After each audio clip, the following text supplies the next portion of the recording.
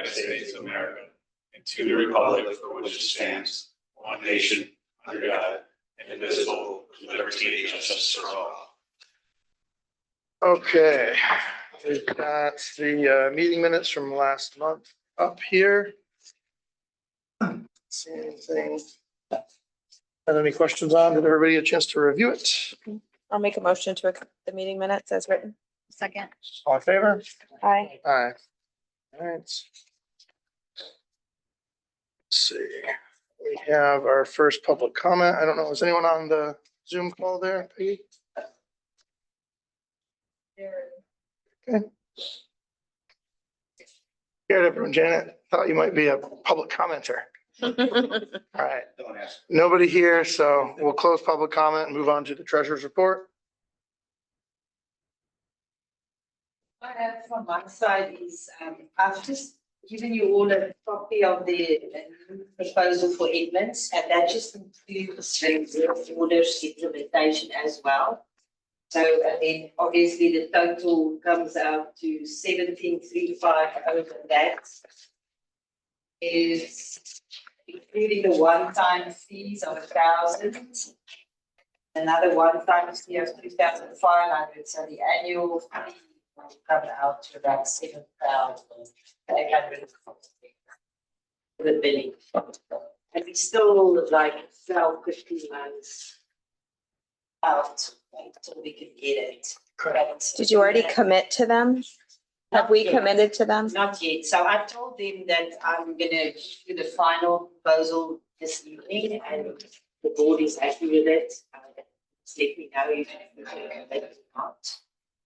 I don't know how you feel about it. You've already used them for the other software. There's no sense in dealing. I have no concerns about using Edmund. I just want to make sure that, do they need a commitment from us? And if so, will that shorten that 12 to 18 month window? Unfortunately not. I didn't Okay. ask that question. I did. It only passed because you said you could squeeze them to make it 11 and a half months. Well, we can squeeze them. So, but I mean, at least if we can get our foot in the door and we're not just dragging it still and then. I think whatever makes it easier and is reliable and less stressful for everyone, I feel like that is definitely the way to go. So I'm in support of that. It wouldn't come out till the next budget anyways, right? Would they need a down payment to hold it? I haven't asked if there's any down payment. That's a good question. I can maybe ask them To like hold our spot or something? I don't know. Or maybe don't ask, if they're not asking for cash now. Yeah, I mean, if we can commit and not do a deposit, that's fine too, but I just was wondering. Caroline had a demo with them last week and I sat with her and it integrates totally with the financial system. So I don't have to capture any like water and sewer payments. It already integrates like with the journal. And that's what we want. Saves a lot of time. Breaks down between the water and the sewer. Right. Yes. Okay. It looks like they do want the payment upon signing the contract though. Doesn't say They that. want, where? On the last page. I mean, we 12,000. can do it. It's not a huge problem, but Oh, I see there, 12,600. Yes. So I don't know. But it says upon contract execution. I think- I don't think they're executing a contract yet. it's, I would assume that they once Could we be sign it- semantics, I once don't we know, sign it, but- it's executed. Okay. Yeah. Or once they co-sign it. Yeah, I think that's fine. It's not like Yeah. we can float it, so it's not a problem. I think. Do we need a vote to approve this, Peggy? We probably should. Okay, I'll make a motion to accept the Edmonds proposal moving forward for the water and sewer billing. I'll second. Any other questions, guys? All in favor? Aye. Then mention that we can have the cleaner Lori Keegan. The Legion that can clean our offices and that will be on our payroll the same as what Erica was. So I just need approval. We budgeted for $18 per month previously. That's what we paid Erica. I'm not sure if the board will be willing to. How is it going to work? Well, Erica moved out of that position. I know Oh, sorry. that, Goofy. I just meant like, is she gonna come every week? Is she gonna wait for a phone call? We had She's talked gonna about come at hiring someone. She's gonna come at their discretion. Talked Basically, about it and we had requested that a deeply be done initially on area. The offices, the bathrooms and then once or twice a week. At least once a week, I would say. I just wanted to make sure that it was at least once a Well, week. there are events or things. Right. Right. Just once. Sure. Okay. As long as that's the. I mean, we budgeted for a pretty decent amount, so I don't think, even if you have her come in twice a week, half the time, we won't go over what we budgeted for. Right? she's requesting $20 an hour. The going rate is a lot more than that. I'm just gonna say that. My What would we fingers. pay crossed. there? We're paying 18.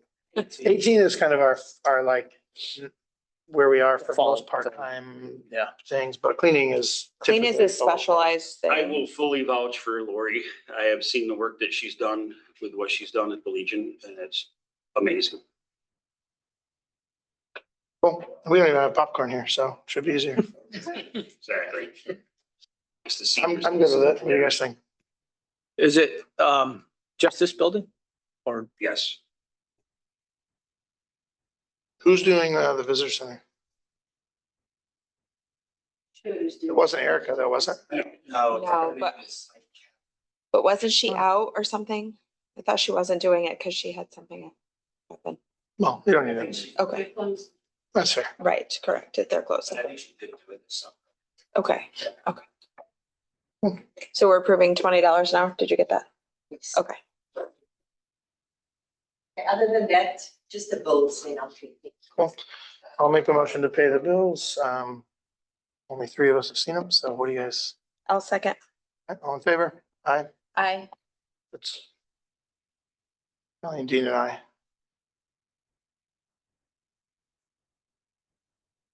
Any questions for Belinda, guys?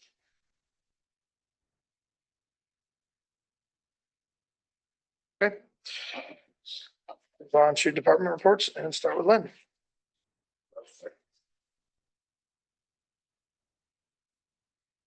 I actually did a report this year or this month.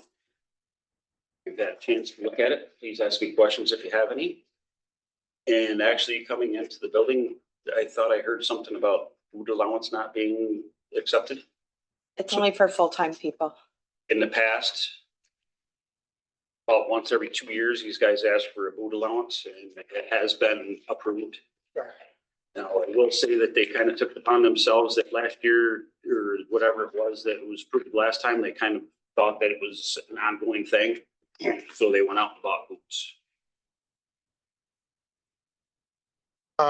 Yeah, Kelly pulled the handbook. It does explicitly say full-time for clothing allowance and not for part-time. So whether we authorize this or not this time, we definitely need to get on the same page with it, because we can't just be saying we like them and boots for, you know. What was so you said you were using a plural there, I assume. John and Paul. Okay. I only saw John's in this one. That's all I saw. Paul's already done, or is he? Or no, I only saw Paul's. Sorry. I saw Paul's. I didn't see John's. Belinda, did you know if you already did the other one and we missed it, or did it not get submitted yet? What is that? John, John what's his last name? Madeline? Madeline, sorry. Did he submit something for reimbursement What or is boots, shoes, work shoes? that? I think it was included in that package. I must have missed it. Okay, maybe both are in there. Because Raj, they went to Raj to purchase it there. Erica's I saw and hers are approved because she's full-time employee, but the other ones, I think the other one is. Is in there? that- Okay.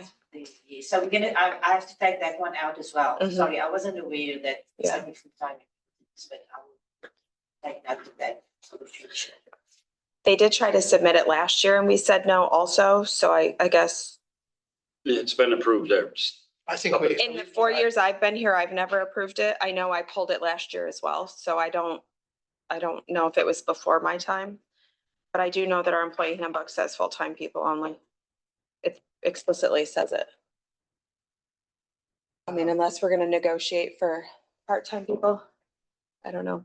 We'd have to add that to our employee handbook if that's what we're gonna do. I mean, it's not a ton of money. If it was an honest mistake and they thought it was included, I'd hate to have them out it, but if, I don't want to keep making exceptions either, so. That's really my thing. They put it through last year without us knowing about it too. So that's the only thing. Hey, can you send me the Zoom invite? Got somebody saying they can't get in. I'm gonna send them the correct link. It's Courtney from, the town. Uh, Oh, okay.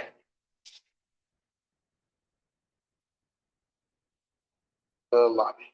Yeah, I never know. It's hard. You don't see the people waiting on that mm. unless you check. So I'm just asking, how should I handle it? Because I think the board needs to decide what they're gonna do. that That's what a it- board decision, not a me decision. The policy says full-time employees. Is there a maximum allowance? For a full-time, it's $500 per person. Like 175 each. No, Five, for no, clothing. it's for their clothing. It So could they be have a winter full- coat, but it's full-time people. There's no budget in there for part-time people. Right. Yeah, they was 175. Should we consider a reduced amount for part-time? I don't know. I think that would take us to have to relook at the employee handbook at this point. I don't wanna I mean, they're, feel silly going backwards to fix it because I don't know. I wish we'd been asked ahead of time rather than after, because it puts us in an I mean, awkward. those guys are. They sit on a they're- lawnmower they're for the most part. Yeah, but they're more than like 2-3 month employees too. They're still on, right? Yeah, this is the last week for them, yeah. They start, what, April? May, May. April, yeah, late April, May.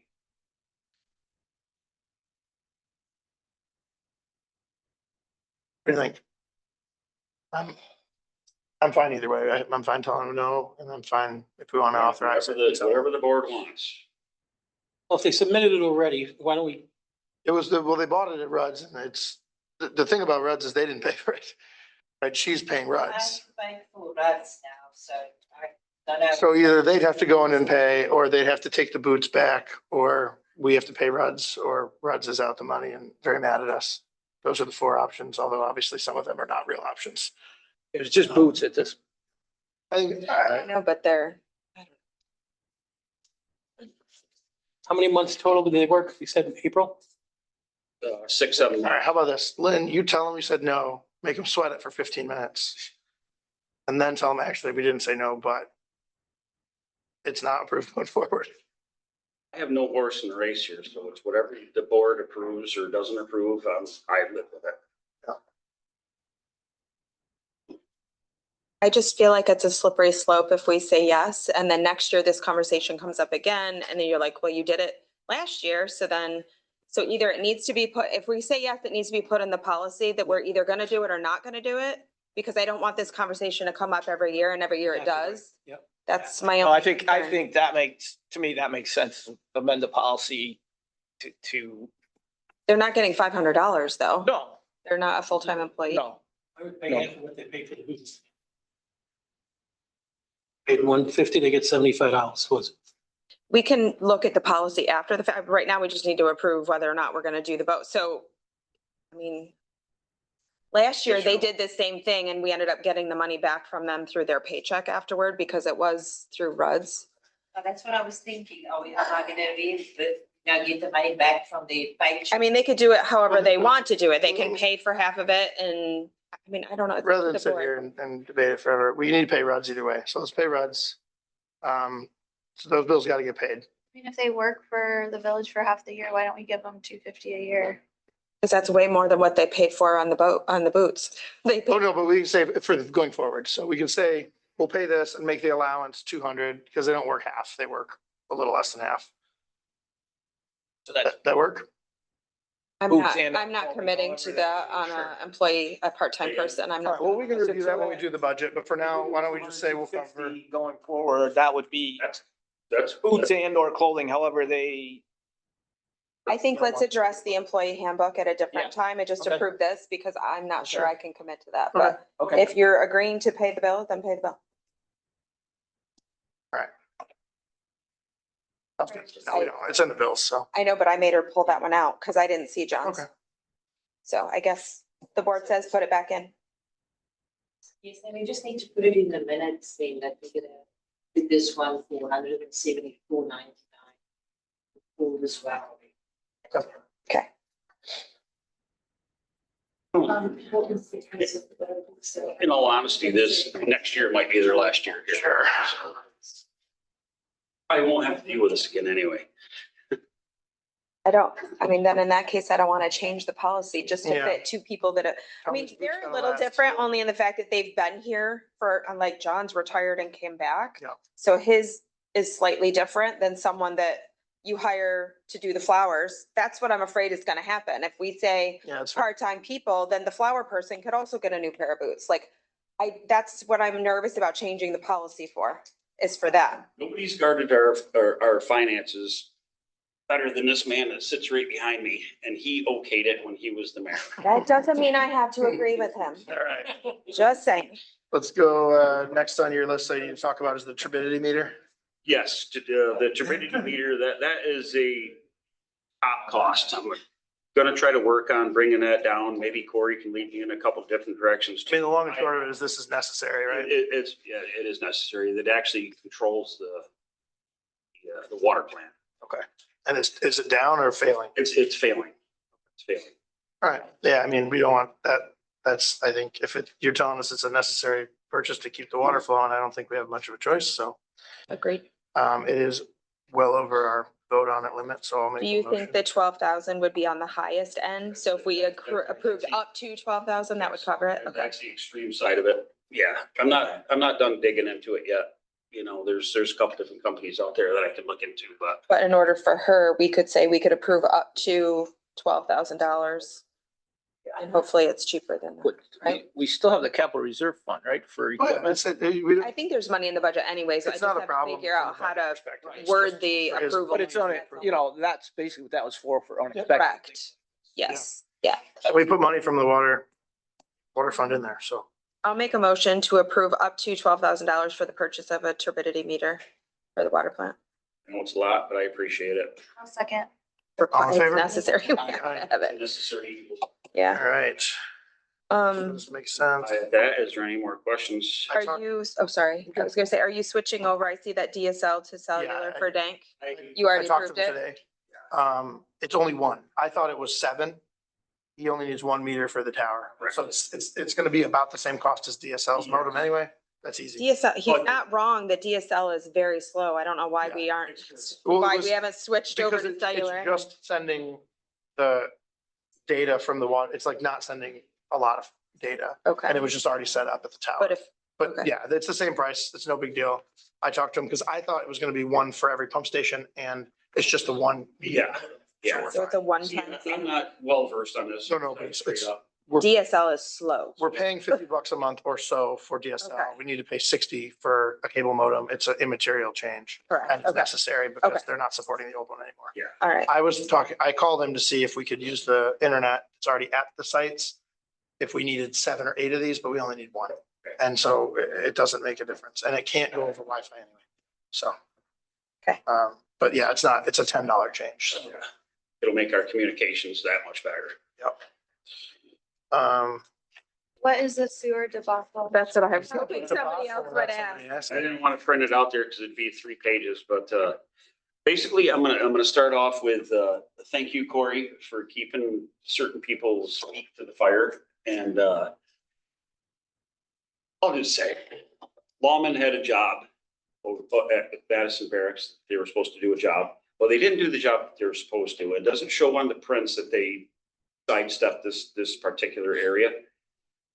And one of the new houses over there was, their sewer was put into a pipe, which should have been the pipe that they put in. It runs right over the top of the old one. But instead of taking out the pipe from manhole to manhole, they left the old one there and they passed by with this other pipe. So they put their sewer into this plastic SDR pipe. Well, we chose the wrong pipe. It's actually a cast iron pipe that they should have removed and replaced with SDR, which is plastic again. Obviously, it's been over a year to build up this pipe in there that they were living in there, but It's effectively a really long septic tank. it started affecting their house. It started gurgling back up into their house. So they hired a private contractor to come and dig it up and see what the problem was. And that's what we determined it was. It was going into the wrong pipe. So we diverted their personal sewer line to the one that it's supposed to go to, not the one that's showing on the prints. Hopefully I made that easy to understand there. I don't quite understand it myself, why it's even in there. Did it cost the homeowner? I'm assuming it cost them It money. cost the homeowner the money to dig it up and move it over. Are they So asking? I took it upon myself to pay for whatever damages there was with that. No damages to their house, just to move the pipe over. It is our line. It is our line. It seems like what happened is they cut the pipe to put between the manholes, the new pipe. They dug down, they hit the old pipe and they looked at it and went, this pipe's good. Just leave the piece we cut in here and bury it up. And then when the homeowner tapped into it, they just tapped into a section of pipe that was left because it was already in there. Oh, so they tapped into the wrong pipe. And they tapped into It's not the homeowner's looking pipe because it was where it's supposed to be. We looked at it and we determined that it was that pipe and I take it on as our issue, our fault, even though it wasn't. But if I'm taking it on as our responsibility, so. Which house was it? You know where Mike Campbell lives? Yeah. It's the house right to the left of It's the Garrick and, Palin. The Palins, yeah, Steve. or Steve, not Garrick. Okay. So it was a debacle. The, Sounds like it. the as-built drawings wouldn't have, As-built drawings shows that there's an. shows it the way it's supposed to be. Yes. We went off the as-built, Right. looked at it visually, said, yep, that's the pipe you gotta have. So they misrepresented the Exactly. field conditions in their as-built drawings. Exactly. So Their are, as-bills do not match what is actually in the ground. I mean, you know, somebody has to certify those as-bills reflect. Reason I Real bring world it to you conditions. is if it's something that you want to backtrack on and possibly have them, bring it to their attention or do what you got to do to possibly get some retribution out of them, then so be it. But Do you think he did it to the other houses also? no, because we actually backtracked and dyed the whole system and everything else comes So it's in where it's just supposed to that come one? into. It's just Okay. that one house. Right. Yeah, it seems like they saw that the pipe was in good shape and decided to leave it. And that's one section. That's why. Well, We were trying to figure out why the hell they would put another pipe in there and they set it in there. They'd already cut it. Yeah, I have, Just a dummy pipe. I don't have an answer That's that. wild. why they did that. Was it costly then? Say again? Was it costly? It's gonna be probably about $4,000 or so. so the village is gonna, with the bill. I think the village should be responsible for it. Yeah, I don't think that we should be responsible for it. Why? You mean, I don't think the village should be responsible for it, but because As opposed to the it's our homeowner. sewer line, we need to be responsible for it. Which means then we could go back to Lawman to get the $4,000. They misrepresented what was Yeah. on the as-built. Yeah. Yes, I'm assuming you took pictures? but was pictures taken.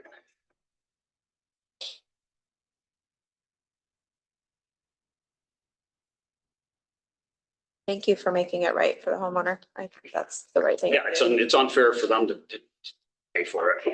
No, I agree. Just to clarify, did you do all of the work or was there? Actually, no, there was a private contractor there that had already dug it up, so I said, finish it. So they finished it. And they pumped the septic dry, so it's not leaching or Oh, good. Correct. Lynn, when you get ready to do the brush pickup, can you get a hold of me so I can send out a notice regarding that? Yes. just so I'll like a know as window time of goes time. on. Yeah, I As see that it stand. says depends, but before, when you kind of set that date, will Yeah. you let me know? Yep. Thank you. Well, I don't want to leave the sewer thing. Oh, I put it on my to-do to talk to Lawman. That's how you want to I mean, deal with it, or? I Try generally that like, first yeah. before we get I'll do attorney good involved. cop first. If Okay. we can get All there, right. Just Okay. deal with it. And if not, then we can, Yeah, I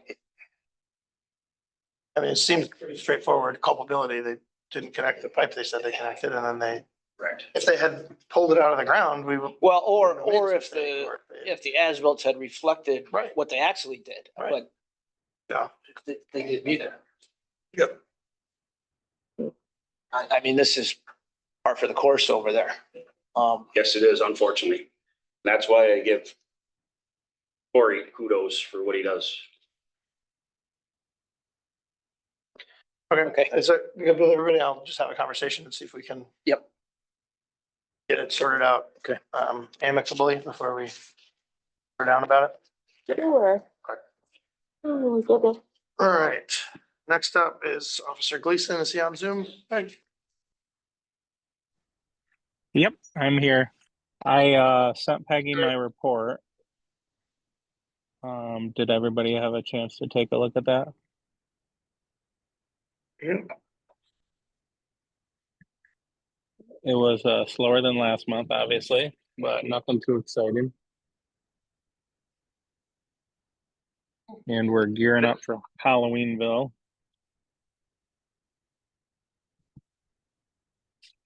Anyone have questions for John? Okay, if you do, just reach out to me and I'll be glad to answer them. Thanks, John. Yep. All right, we got a fire next. Budget is in there, their monthly. Nothing out of the ordinary, it looks like, right? No. That stupid vote. We talked about that last month. We did not. Do you want to now? I can. It's kind of a done deal, though. As you all know, I hate to even bring this up. The fire department, that boat has been an ongoing issue. Engines, they've gotten repaired, then an engine went out. Long story short is they got a $50,000 pile of metal sitting in the lake that's not worth anything unless they replace the engines, both of them. So Scott Gray came to our annual dinner. Somehow somebody must have talked to him about the conundrum that they were in. He called randomly out of the blue and said they could appropriate $80,000 from New York State budget to help offset a cost of a brand new engine, but it can't be refurbished and it has to be brand new. So the department had to decide, because the cost of two engines is far more than that, would they commit to paying the difference, even if they got the $80,000? The department for 3 months went back and forth. They finally voted that they were going to repair it and just bite the bullet because it does absolutely nothing for them sitting in the lake, not running. So they can either repair it, include the $80,000. According to the grant or the appropriations, they have to hang on to it for, I think it's 4 years. Or they'd have to pay the money back. So worst case scenario, once it's all repaired, now that $50,000 boat is now worth $500,000. That if they end up selling it, they can always pay back the $80,000 and still make more money than what they've put into it. So right now they're waiting to hear officially that they've been given the $80,000 and they've already committed to repairing it. So How much are two new engines? a lot of money. It's like, I want to say 186,000. Almost 200,000. Yeah, it's like 186. And that boat has two engines. So you can't just repair the one that's busted. They have to repair both of them. I And sell. part of the problem was the engines were like manufactured in Italy. So doing some of the repairs has been very costly because they've had to have things like shipped from Italy. This would get rid of that. They're literally buying engines from here that someone could service from here. And it comes with a warranty and a guarantee that hopefully will, I don't know. It was a bad purchase. It was way before I was part of the department. Not that I'm part of the department, but even them explaining any of this to me. It was just not a good I purchase. would say also with the Coast Guard closing here, like we had a person call the marina. It was actually the kid's mom, and she's like, my son, like, do you guys have a towboat? And I was like, no, but like, I'll call Kelly, help me get hold of the fire department. And it's like, call 911, the Coast Guard tries to refer it to the fire. It's this whole snafu, but there are really no vessels for rescue in the area. So I think it is important that we have it, even if it wasn't functioning as like a, you know, the hose part. I think that's why Scott Gray was able to appropriate, I mean, 80,000 is kind of a drop in the bucket considering to how much money they need to actually fully repair it. But it's better than nothing. And we can certainly look for other funds to offset it too. They don't have to commit to only paying it out of pocket. You know, they're. Right now, I mean, they had to determine as a department, are they going all in or are they not? So like at this juncture, they're going all in. They did talk about asking for more in their budget. I told them to hold, like, I said no. I don't want them to keep coming to us for that, but that doesn't mean we can't talk about it. Like if we have extra money that we can appropriate, but I'm not gonna offer that to them. That would be a budget or a discussion that we come up with. But that's kind of where they're at right now. Joel's the new, what is it? The president? Chairman of the board. And so like they're doing some strategic planning, kind of what we did a few years ago to look at like most immediate things that they need to start setting money aside for. Obviously the boat is one of the things. They're trying to not get rid of all the money in their bank accounts that they have and draw them in case a truck goes down. Like the truck and fighting fires is like the most important thing. So they've figured out a way to kind of make both of those things work for now. So that's where they're at. And previously, I mean, has actually been used in a rescue or fire and Yeah, I mean, yes, they have, but it's worked and then it's not worked and then it's worked and then it's not worked. It's been like an ongoing lemon, if you will. So this hopefully will alleviate that. You know, when you think about Sackett's, it's got a lot of water around the outside of us and there's some Campbell's Point. There's another one. You can't get a fire truck down. You can't even get a truck down those roads. So to get at it from the water would be helpful. They don't like to be used as a rescue vessel. Their insurance doesn't cover them to tow people. But if someone's stuck in the lake for a long time, it does become a personal safety issue. So then they can cover under the insurance that way. But we can't tow boats. They can't do anything like that because of their insurance. Kids, they had to Correct. the call had to come through 911 and Yes, say that and there's they no can't do interaction. that. And he was there was a north wind and he was drifting out of Black River Bay into the open lake. I mean, they can rescue the like- person off the boat, but then Yeah, the that's- vessel itself, that's it's not, just yeah. obstacle for other people to Right. deal with later, so. And the closest Coast Guard is Oswego, so. Yeah, Oswego or Alexandria Bay. And then, Right. there's a fireboat in Henderson and a fireboat in Chameau. Usually when they tone out like, Henderson, they'll also tone out the Sackett's boat and vice versa. But Yep. other than that, there's no real rescue boats. I've already talked to, Mark Jessman, because he was running the scenario with your fireboat being down. And I told him basically, if there's any rescues out there, then I would just have like him or a couple of other guys jump on our sheriff boat with us and go out and do what needs to be done. But obviously the sheriff boat isn't going to pump any water. So there's still Right. that. So they were kind of in a tough spot. It was either have this boat that did absolutely nothing or repair it. So, I mean, they had to do something with it and that was the way they decided to go. Is it only the engines that were giving them trouble? On and off. It was the engine, it was the fuel pump, it's been one thing or another. I think the fuel pump went because an engine went. I don't know how that all works, but Probably. I have no idea. It's been kind of nickel and diming them for the last 3 years, so. Lemon talk, you know how that goes. Yeah, Keep Yep. throwing money. yep. Yeah. So they need to stop just throwing money at Any it. boat owner. Yeah. Ahead of time. I Yeah, know safety's the primary issue here, but. Yeah. And they fixed. they made a bad business They fixed choice. this, and who knows what's gonna cost to keep it on.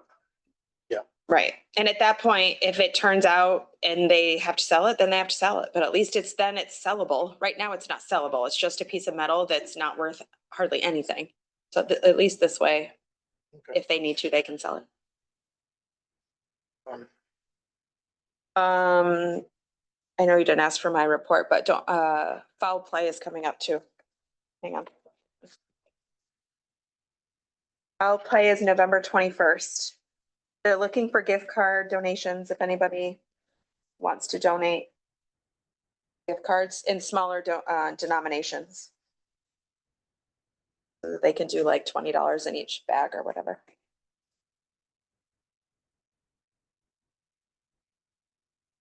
Anything else for questions for Kelly on fire? I probably didn't explain it very well. I did my best. All right. Next up is David. Yeah, I submitted my report also. We do need to talk about the downtown revitalization grant. Past few years, we haven't had any business projects really putting in an application.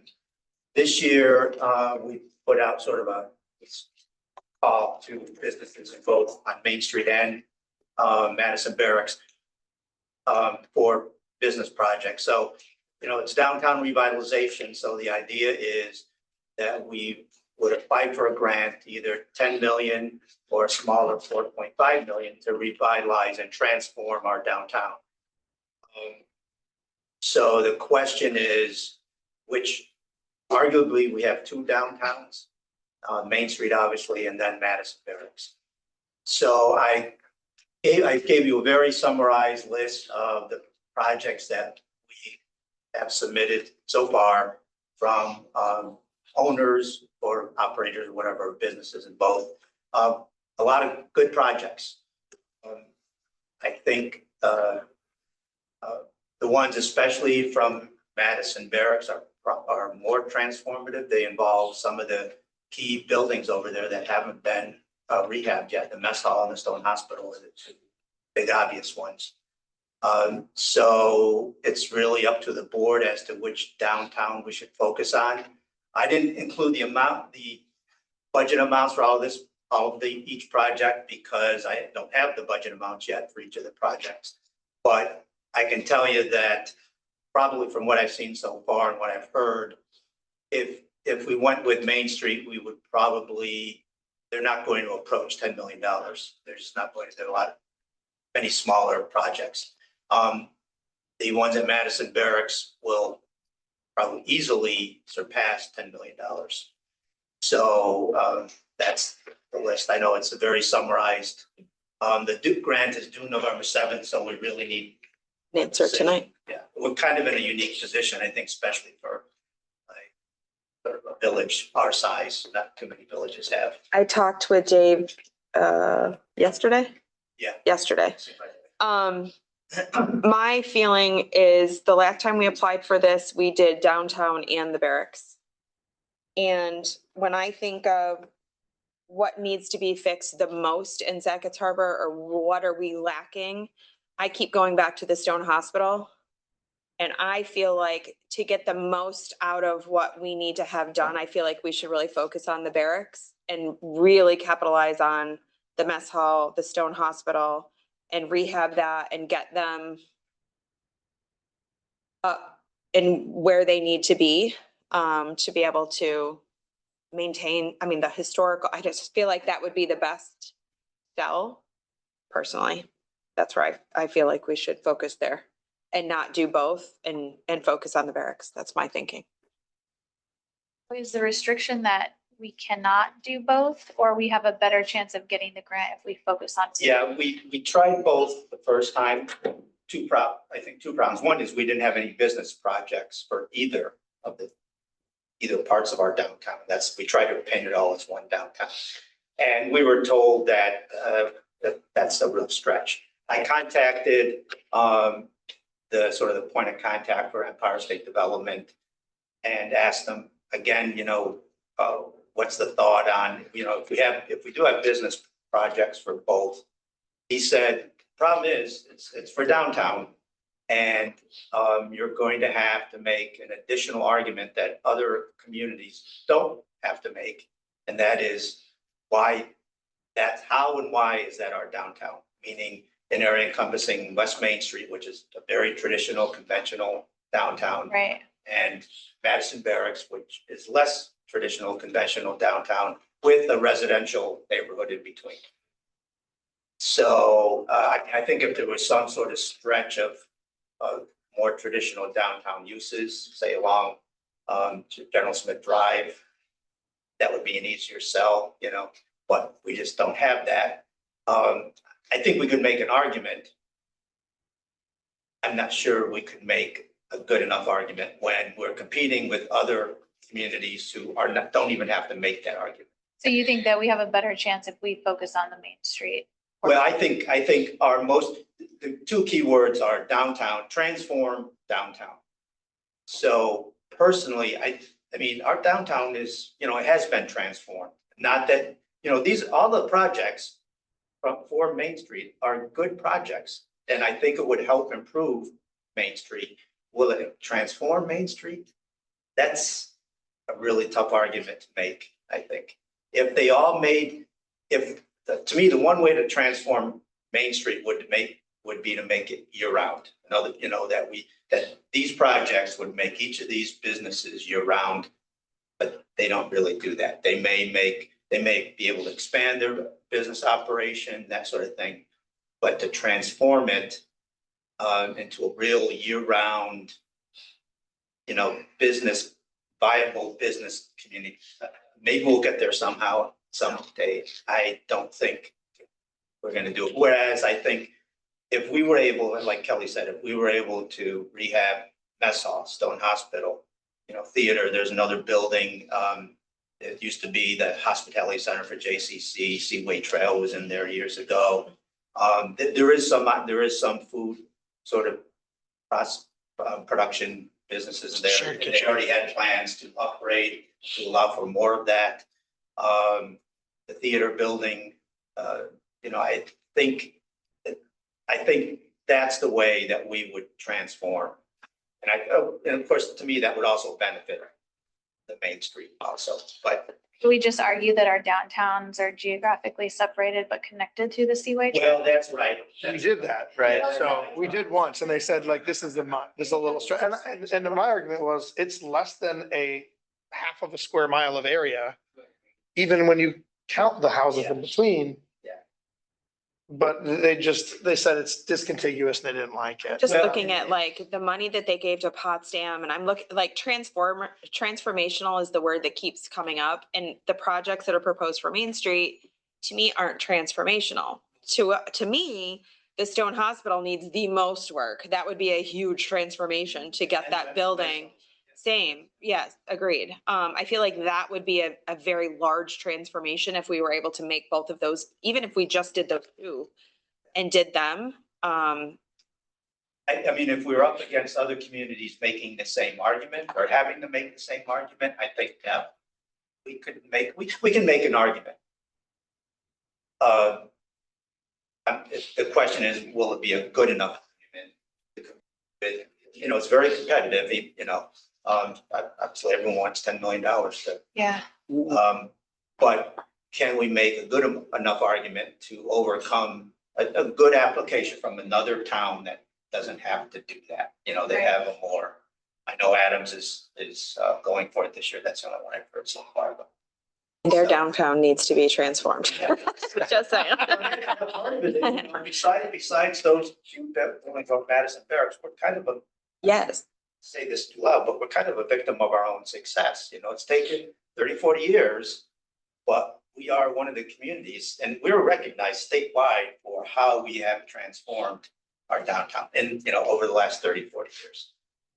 So I feel like the only missing piece is making Madison Barracks also I agree with grow with that, right? So downtown, you're right. Over the years, we've been able to slowly make that what it is today. And I think that's great.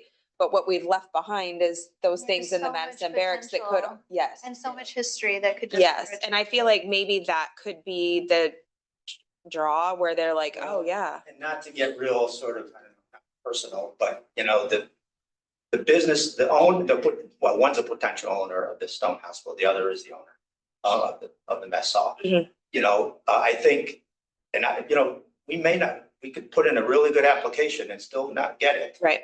But, you know, the stars are somewhat aligned, I think, as far as ownership and willing to really go for it. Right. And I don't know if, and hopefully we didn't get it this year, we get it next year and, but anyway, I think that's also another aspect of it. And if it helps the owner or almost owner want to commit to it too, that we're supporting them, that in of itself is positive too, I think.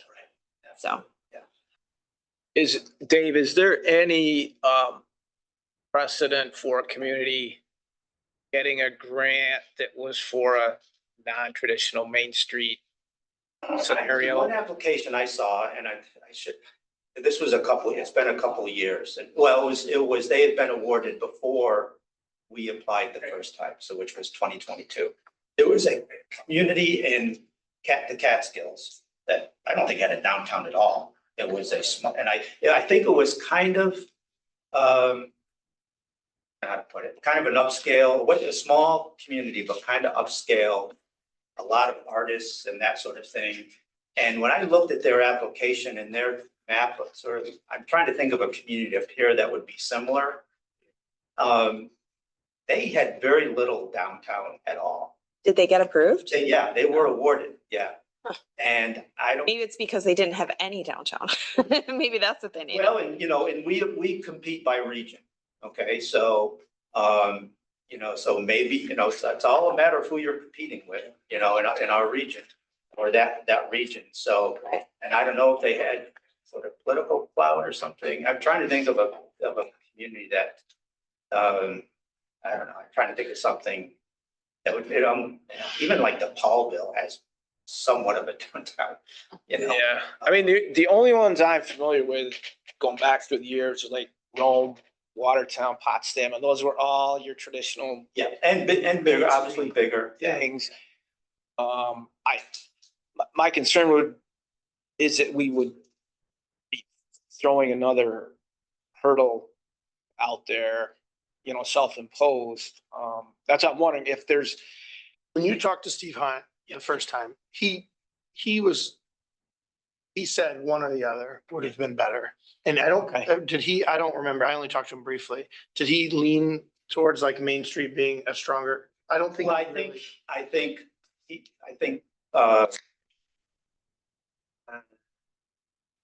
I'm not sure he said anything because that really wasn't the discussion. Sure. My guess is he would think. He's very familiar with Sackett's Harbor. Yeah. And I think he would say that Main Street is probably, but we didn't go over the projects and all of that sort of thing. And, I think the problem is that we would get past the first hurdle, which is, clearly that's anyone who came here, whether it's the first time, would say, where's downtown? That's our downtown. It's 2 or 3 blocks, Main Street. But it's the transformational aspect of it and what is really needed here. Well, does the historical aspect of Madison Barracks have any bearing? Is that considered? Yeah, well, it should. It should. One program that is supposed to give us a leg up, and it has, is the Heritage Area program. I guess the problem is both downtowns are in the Heritage Area program. Both downtowns are on the National Register.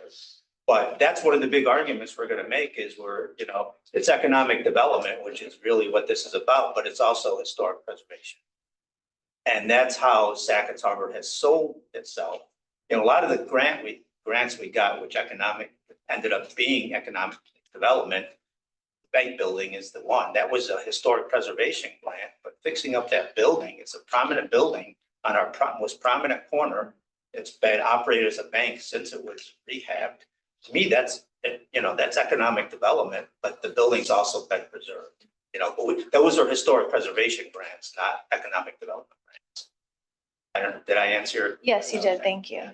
Yeah, so I think that should, and the programs we bought into, which they ask about, Heritage Area Program, Local Waterfront Revitalization Program, which helped pay for the docks. It's also waterfront, it's also in that, and those all help us.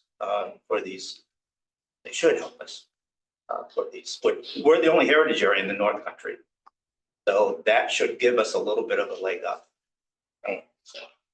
So what do you need from us? You need a decision as to which which downtown, I would just, and just, they don't ask for a resolution, but and I think the other aspect is the mayor.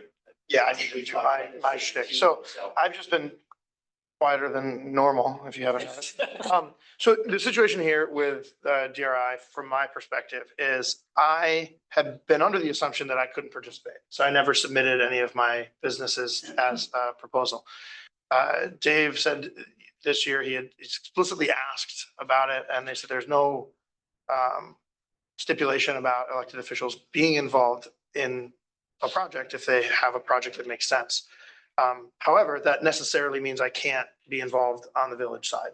So I will just give you my take on it, and you can just pretend I'm over there presenting my projects. Essentially, I'm not going to weigh in on which we do. When I talked to Dave, I said, I think we should do whatever one has the best chance of getting the money. And the only thing that I had advocated for was I don't think we should do the double, because they kind of already told us not to. And I worry that, like he said, that's asking for an exception when there's plenty of people without exceptions with good applications. The way this works now is we present these projects as a resume, and none of these are guaranteed to get a dime. So at this point, my proposed projects are only helping the resume look good. If we get the grant, we will have a committee that I will not be involved in picking members of or being on. And that committee will be holding community meetings about which projects. So if we did Main Street or the barracks, one of those will win. And then we're not limited to the projects on the resume either. Other business owners can say, oh, now that we have this money, I actually have a project. Those projects will have to do substantially more fleshing out of their plan for the community to decide who gets how much money. I'm under no delusion that I'm not going to get projects out of 4 for me, and I don't think I should. If I get 0 or 1, that's fine. But it's really not. I'm from here forward on the DRI thing. I am basically recusing myself from the village side of it, just acting as another business owner. And these are community-made decisions of how many dollars go to each. If it goes to the barracks, I expect the majority of the money to go to the Stone Hospital and Mess Hall, because they're $3 to $5 million projects. We're covered. So to that end, I'm happy to talk to you guys about this from that perspective, but I am really going to try to explicitly not influence this at all from my position here. I won't vote on anything one way or the other, because I don't think it's appropriate to do that. But if you want to talk about strategy, there's no reason I can't talk to you from the perspective of someone with projects involved. It sounds like the first step we need to do is just decide, are we doing both? Are we choosing Main Street or are we choosing the barracks? The only other thing that's relevant is I had asked Dave, could we apply 2 applications and say, obviously you're not going to give us 2, but would that give us a better shot? And they said, you can't do that. Okay, so you have to choose Yeah, one. So we have to either pick find one area or the other for him to finish the application and submit it. After That's the that, first step. And then yes. if we got awarded the money, then it would Then require it's another quite committee to a- decide. and that's like a years-long process. Correct. We go through it's a very formalized, so if we get award, we go through a very formalized sort of supervises and sort of guided, we're guided by a consultant that's chosen for us by the state and paid for. So it's a very structured process where a lot of public input. I'm not exactly sure, that sort of the real process about Who the players would be. public input as far as, who get, okay, we'll give the mess hall 2.8 million and the Stone Hospital, whatever, however. But we have to go through this very sort of structured process. So it's not, they just don't then, we never get it back. But, just a blank check or find a credit or something. So it's another very formalized process. So right now, we're just trying to put our best package of projects together, saying that we need to be transformed and we have projects that will transform this community, the downtown, in the amount of, easily 10 million for Madison Barracks, probably 4.5 for Main Street. So. And just to clarify, I'm sorry if this is ignorant. No. But which building is the mess hall? It's the brick building near the polo field, that has kind of the round. With the slate roof? Or Yeah, the there's stone small- roof? I'm sorry. Is it the one with the stone roof on the top and all the open windows? Yeah. It's not the one on the water. It's not. It's the one that's got the little cannon. Yeah. It's in arguably, Probably one of the most architecturally, like most. That's an arch. Yes, it's. The arch. Yeah. Okay. Thank you. it and the Stone Hospital are vying for most needing of care. Sure. George's building, I assume if we were awarded the project in the barracks, George will also probably have a project to present because, Doesn't right now, so. right. But if we get $10 million, I bet he shows up. But that is, yeah, that's not that old of a building, and I think structurally that. No, it's in good shape. I mean, you could build it out, but it's not going anywhere. But anyway, yeah. Okay, I just had never heard it called that, but thank you. So what I would just, as simple resolution, I think, authorize. I can make a motion, but I can do it so that you're not doing it. No, I can't. Okay. I mean, my point, the only thing is you guys just need to decide between the four of you, which of the two, or Right. do you want to gamble and do the combined one? We go for one. Yeah, definitely not combined. Agreed. Yeah, But do we do downtown or the barracks? I believe the barracks. I think it's more beneficial to us in the long run. I agree, but I'm curious to see what Greg has to say. I agree. I think it's more beneficial. My concern again is we less likely to get the award versus Main Street. My only thinking is looking at the list of things from Main Street, I thought originally that, I mean, technically the barracks isn't our Main Street. Right. And these are all again, I keep going back to that transformational. Right. Downtown to me is already beautiful and has like the minor things that would need to be done. I'm not sure it would transform downtown, where to me, when I separate that and I look at, I mean, even just a couple of these things, whether it's restoring the water tower to make that safe for people to look at, like that's not making anybody money, but it's historically making it more sound for people. I don't know. I just feel like that would No, be able to make it more transformational. I agree with you. The word of that's the word that keeps, I don't know if downtown would be You know, transformational. what I'm thinking is, okay, if we had a better chance to get $10 million, The project wouldn't even equal 10 million though. So we'd only be asking for 4.5 for downtown. all right. And because of that, I feel like would be better going for the gusto, and I mean, that's where the most money needs to happen and nobody's coming up with it. And to me, this is an opportunity for us to be able to do something that we keep putting off, And I really hope. that we've been wanting to do. Sarah's brought it up because Sackets Harbor is very on the radar, and it's been for a long time of state people in the State Department of State, they run this program from the grant administration, and they also run the LWRP program. And they're very familiar, and same with Parks, the Heritage Area Program, they're very familiar with Madison Barracks and what Sackets Harbor has done and what it still needs to do.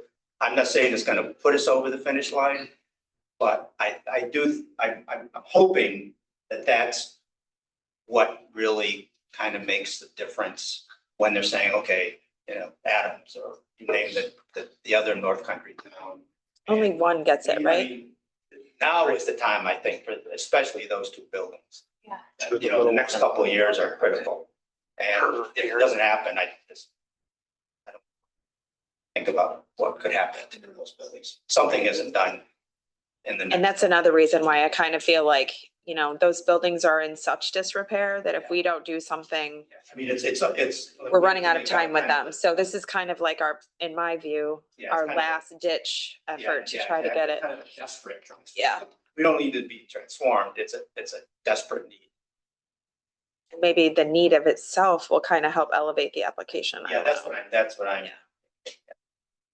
That's my thinking, but Hey, there's two different, isn't there a $10 million grant and then like a. Yeah, so there's DRI is technically that there's one $10 million award per region. We're in the North Country region. Yeah. Then there's two $4.5 million awards. But basically, I think they came up with that, which is called New York Forward. And I think originally they came up with that to address smaller communities, like, Sackets Harbor, Dexter, that maybe would have trouble getting $10 million worth of projects, but they still need, Dexter's probably a good example. I don't think they've ever put in for this, but Is there a possibility that we would put in for the 10 million, but get the 4 million? yeah, I mean. Could be a possibility We can ask to be considered under. for both? Okay, With the same application, but just ask to be. considered under both. And the criteria are basically the same. So. I would ask that we do that at least, and then if we don't get the 10, Okay. I guess why not? okay. It's not two separate applications. It's Well, because one. you don't know who else is applying, right? You don't, I mean, you can hear about it. Yeah. Because like Craig posted on Facebook, we're having a community meeting about it. Yeah. But like there's no we don't know really who we're competing against. I can, So you can't be strategic with that one. But. yeah. I mean, it's a big effort, so usually there's not a lot of petition, a lot of applicants, A lot of money though. at least in this area. Be But it surprised is. what people would do for a lot of Well, money. the other thing is, and I guess this helps any community. I think this is year 4 or 5 for New York Board and year 8 or 9 for DRI. And you look around, North Country is a huge area, but they've already made a lot of awards. They used to award 2 $10 million and 2 4.5, and they cut it back to 1 and 2. But there's not a lot of communities. I mean, just think of Jefferson County. How many communities have downtowns? That would probably be, not that they're all nice, but that would really be a downtown that's worth transforming, I guess. All right, so what do we decide? Madison Barracks. Everybody's on board for that? Yeah. All right, I'll make a motion to approve the DRI application for the Madison Barracks. Any other questions or comments? All right, all in favor? Aye. Aye. Thank you. Thank you. And thank you for doing all of this. That's amazing. That's all I had. Kathy's not here, so she just wanted me to touch upon a couple things.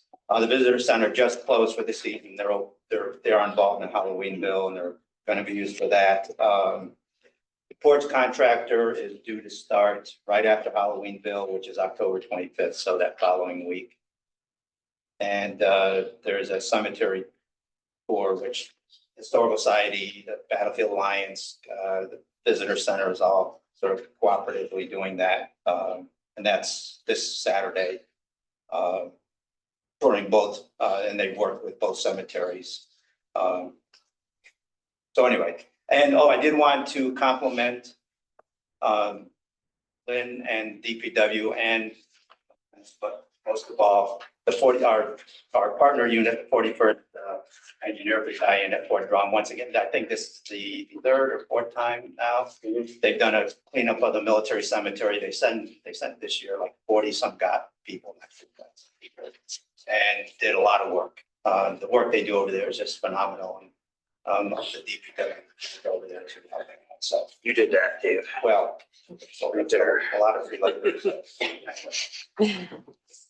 Is the museum shut down now? Yes, Okay, yeah, you shut the water off. yeah, yeah. So that's all I have. Okay. Any other questions for Dave / Nope. playing the role of Kathy? Oh. Thanks. Next up, we have planning board. I think you have my short monthly report. Whiskey Coop tent, seasonal tent was quite a little issue, but it was approved once again. So I point that out because 2 things. The solution proposed by the planning board, once again, is that the owner come up with another plan to deal with the seasonal request for a tent, but also the village could have the zoning committee that rewrites, look at those provisions. Is there a way to allow that sort of thing with more control than just saying, yes, you can have short-term or 6 months of seasonal tents. Jen, I talked to Cheryl and Scott both about this a little bit, and I think one thing that they had hoped for was some guidance on what a different structure would look like from you guys. You guys have been pretty consistent to say, we don't have any guidance because the zoning law doesn't afford any guidance on temporary structures. So that is something that we would have to change the law, basically the zoning law, to give them, if we wanted specific guidance on what temporary structures needed to look like and how they were able to be used and how long. That's something that they have no guidance from the actual law as it is, except it's all exceptions now. So that's something that we. We could, yeah, I mean, have you guys been active really with the zoning? No, yeah. So- I mean, that was next, we Yeah. started looking at that and then we just got. And we don't necessarily have to like always go through like deferring it to a committee to bring us back. If we have ideas, we can discuss them. I don't know exactly how that would look. In a way that's, consistent with the other zoning provisions, but we can talk about it if people have ideas. There were, because of COVID, there were a lot of communities that, are, from New York City on Sure. down that were addressing all the things they did during COVID to get people outside. And a lot of communities pulled back because they ended up with sort of some ramshackle stuff that was done for COVID and then, not maintained. Well, anyway, so we did look at what other communities did. And there were a lot of other communities that were struggling with the same thing. Sure. After COVID, so. And the main thing is that the classic white vinyl tent is not consistent with our historic district.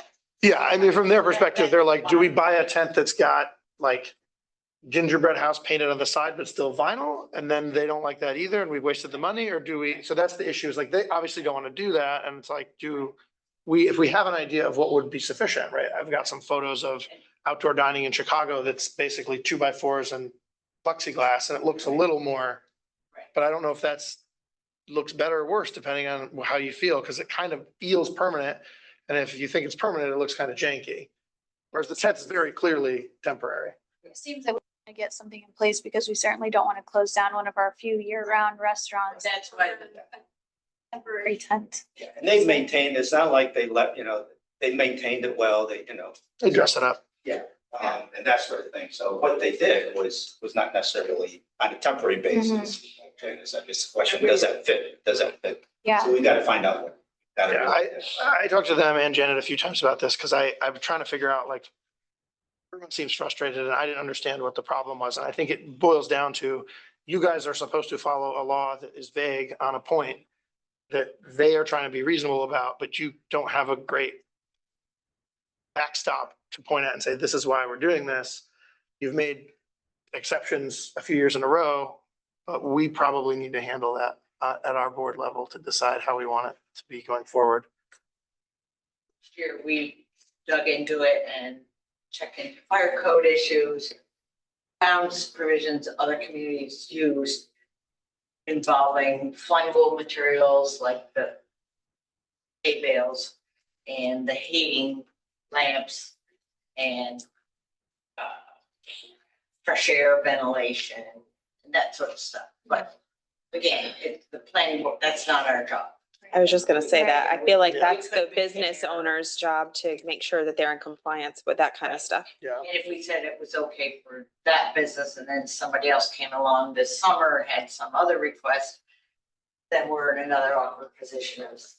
I don't know if it's awkward though. I feel like we want to support our businesses. To me, it's not We just really need, an we just awkward. need to write some Yeah. rules so that they're not, Yes. because they're not supposed to be an improvisational board. They're supposed to interpret our law, and our law is vague on this. It's pretty clearly not something, like, we've looked through it, I've read it, there is no great guidance on it. So you guys are flying blind, and I think we just have to make that not the case. So I just wanted to add that, not just whiskey food, in the situation of coming up, a building, a permanent structure instead of a tent. Another viable option could be working on the zoning law to find a fit something. Yeah. So I just wanted to elaborate on Yeah, I think we should definitely, that. Okay. Take and action then, on that. Yeah. Our next meeting is tomorrow, one of those months. And we have a rather full agenda, but I just wanted to mention that one of the items, and some of you may be aware of this, is the Harbor Haven subdivision. That was approved 20-some years ago, but never built out. And so now, and I think Lynn and Corey have been involved with some meetings. That subdivision was approved, but it is 20-some years ago. It is a planned development district, and the language of the PDD law, which is part of our zoning law, says that all phases have to be reviewed by the planning board. And so that kind of came to light in the last 2 weeks. So they're requesting to have the planning board basically re-sanction what was previously approved for the final 3 phases of the subdivision, phase 4, 5, and 6. So we'll be looking at that tomorrow. But at the sort of 11th hour also, they have a house plan they purchased to be the house design, and weren't aware that the PDD outlined a space for each house on each lot. Well, the house design they've selected doesn't fit within that delineated space.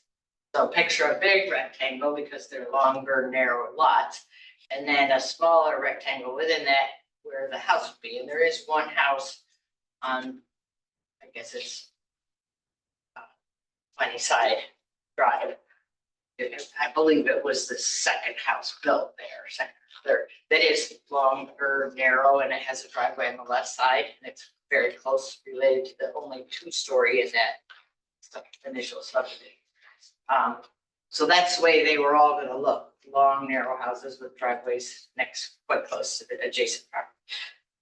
So the project well underway, they wanted to pour concrete, they have trusses sitting on the site, and it's like, uh-oh, now what do we do? So the most likely legal mechanism I could see is in the zoning law, there's a provision for major changes to PDD and minor changes. How much over the, like, It's a matter of like 8 feet on a side.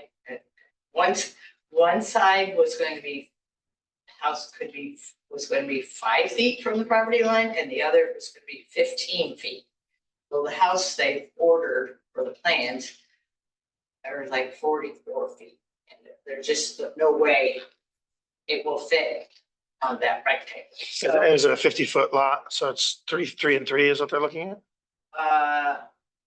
is it 50 feet? I'm drawing a blank on it.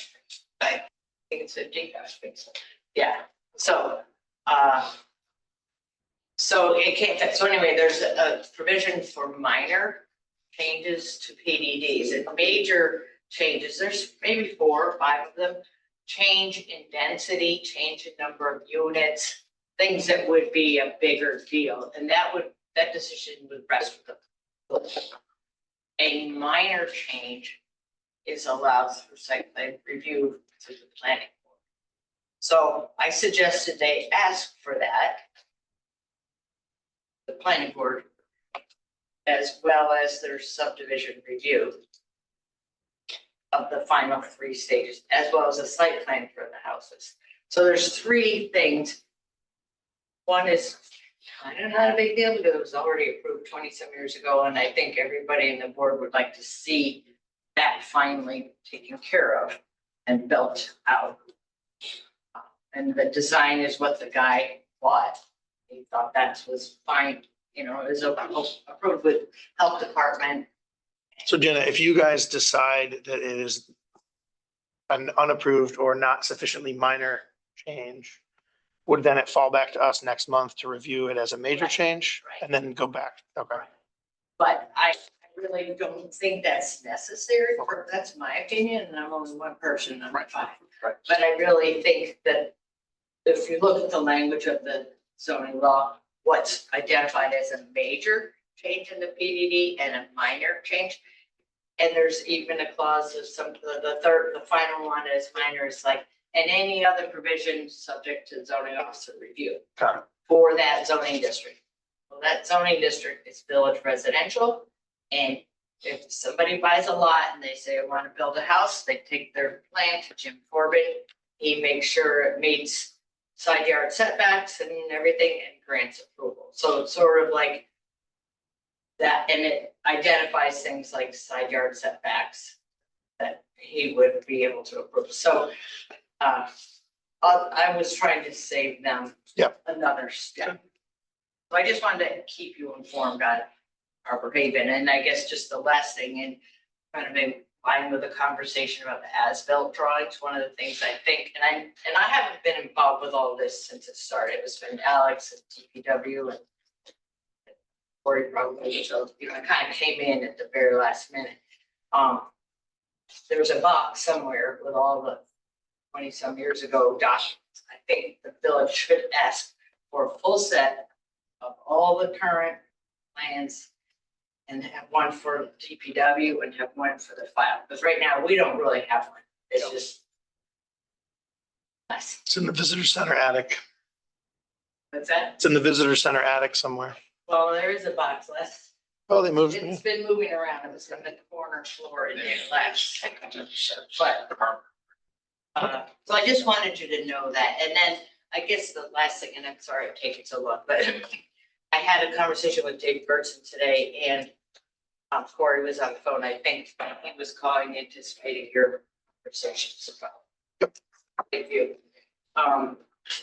He was going to be checking into making sure all easements were properly filed, and that the last road repair, the trench ditch or whatever it's called, that there's a maintenance or secured financial security for that, since that wasn't included in the first one. Yep.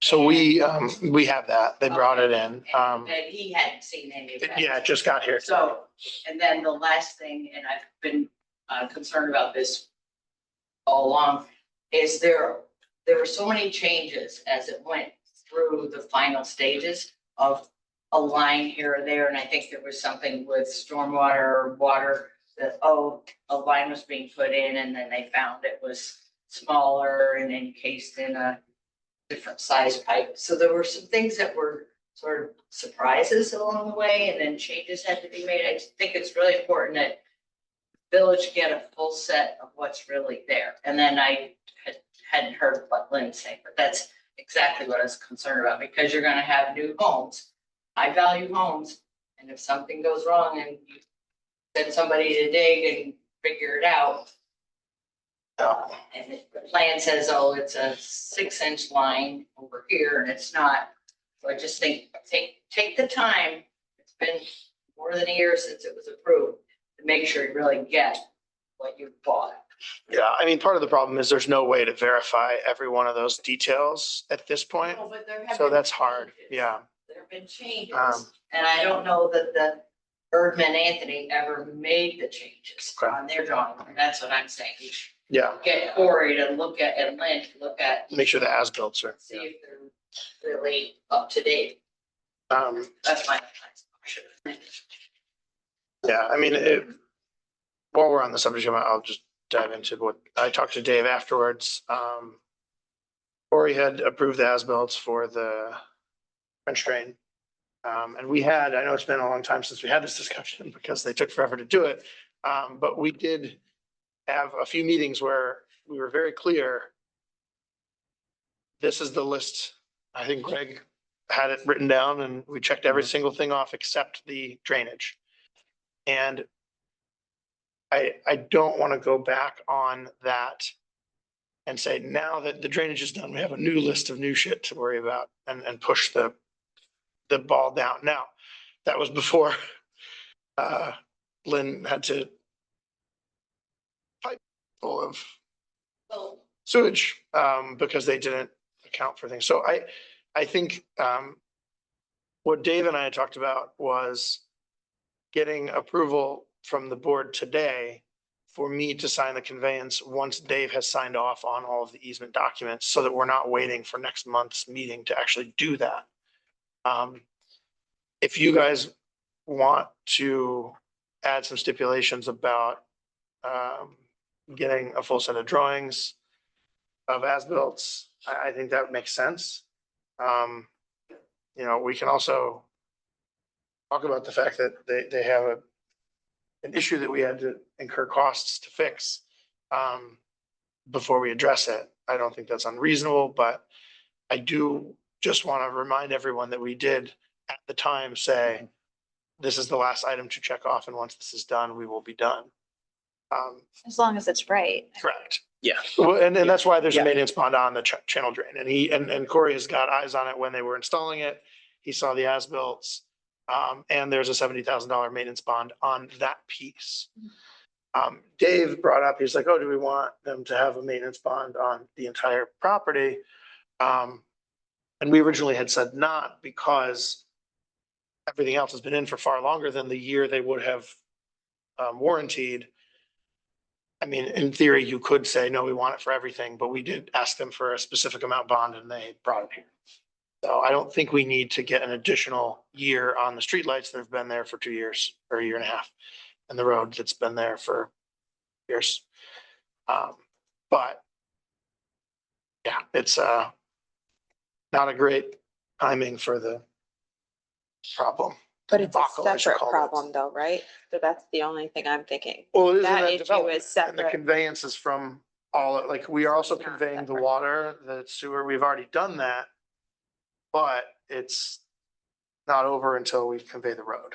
Would it So- be included in part of the bond? Could we tap into that to get the money back? We released that bond.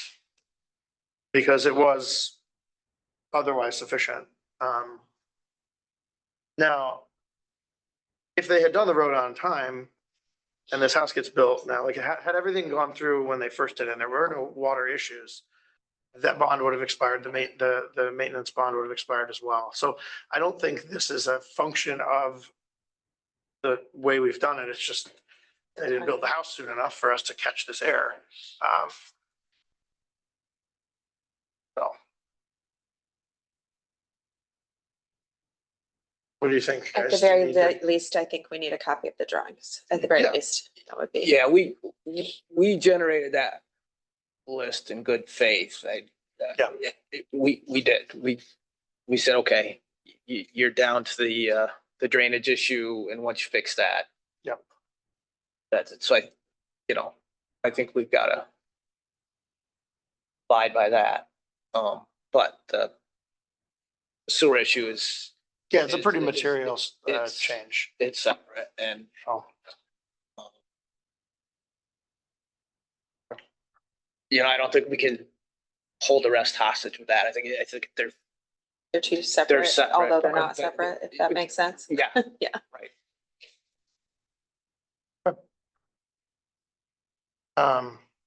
Yeah, if you guys, I mean, if, does that, Corey, do you have any issue with that? I didn't sync up with you after I talked to Dave. No, that's. Basically what he said to ask for, because he didn't have the hopeful resolution drafted up for the conveyance, was if we wanted to vote, basically for the board to authorize me to sign the conveyance documents once Dave Gerston and Corey give final confirmation, they're happy with all the, the paperwork. We can add a stipulation, if we want a final as-built drawing copy provided, and bring to their attention that some of this was not in the other one. I don't think we have a great way of verifying a lot of the underground work. No, what's buried is buried at this point. I mean, So- surface things were hit by GPS and our surveyor worked with their surveyor, make sure all those things on the surface are there. Yep. What's underground, they had their own inspectors. Yep. Okay. I would just add to that, it just seems like in those last 6 months or so of review before, like a year later, it seemed like there were a number of changes. And how many, I don't know, but Corey, you probably know, but just, I want to make sure that they changed their drawings to and what they say is what Corey knows actually went in the ground. I'm not saying identify unknowns, just saying I knew documents were not updated through the process because they were just not doing it. Maybe it would be worth Corey's time to look at each one and look for the key things that you know were revised. Make sure it's updated. Yeah. Yeah. That's. Yeah, no, they should absolutely reflect conditions in the ground because, you know, if we have to go in there and we have to dig and we expect things to be laid out one way and they're not, there's, you know, there's a lot of issues with those kinds of things. So they should have been doing that. Is your impression, Corey, that most of that got recorded, or are you not sure? I think I know with the Lakeview Estates, went back through multiple renditions of the plans to make sure that the road and the stormwater was put in there reflects what actually was done, because it changed a few times. You know, the sewer that was put in was a little bit before my time that I was involved with too much. But I know on the surface features, we went through and checked to make sure that they matched up with what they had for GPS points. I know there's a few things when we put the stormwater in that Jan alluded to, like the water ladders were put in a pipe sleeve that didn't show on the plans. It's like, why'd you do that? And then they came back through and put some foam in there so the void, you know, that the water line couldn't move within a bigger pipe. Sure. You know, those are things that we kind of found along the way. Could there be more? But until you truly dig them up and expose, you're not going to see what's there. Most of the water system, they'll just operate the water system and the sewer system. And hopefully you've seen everything that's going to be an issue up at this point. I mean, other than new houses putting into some laterals that may or may not be connected to the right main. So it's Evan's problem when he's on the board in 20 years. Yeah, right. He won't even be here. Okay. So does that sound good to you guys? Are you comfortable making a resolution that authorizes me to sign the conveyance once I get sign off from Corey and Dave? Okay. And get the as-bills? Yeah, I am. I'll make a motion to do that. I'll second. Any other questions? All in favor? Aye. One last thing there was that's not on your big list is the 2 interpretive signs. Dave was working with someone over there. Yeah, you said that they're on it. All right. We got some of your stuff out of the way, Corey, but now you're up for real. Have the update there, just a few highlights. The water intake, the restoration is done. Some of the grass came in, some of it didn't. Push back on the contractor, stating that they still had more work to do. They disagreed. And Alex, myself, and Lynn met on site, and it looked like the village could do the work for about 10,000. So we spoke with Marcellus. They didn't agree, but in the end, they said, yes, deduct 10 grand from our contract, and the village can be responsible for the grass. So I don't have a change order here tonight, but probably for next board meeting, we'll have a deduct change order for 10 grand to take out of Marcellus's contract. We'll finally get a deduct change order and Ron's gone. Yeah, everybody knows. That was you the whole time. Yeah, I would say also, just as a quick aside, guys, you get a day when it's not super windy, go down there. It's gorgeous. It's so, with the water this low too, you can see the flat rock, and that wall there really opens up the space a lot. I think we need to look at some parks grants and get a bathroom and some picnic tables and grills over there, but just walking the lawn is really, it's really pretty. We talked about Master Barracks, but last unless the 1812 Estates subdivision, that's the Rose. Last month, we declared intent to be lead agency. So we sent the lead agency letters out, DOH, DEC, and SHPO. We did hear back from DEC. They take no issue. They signed off on our sheet.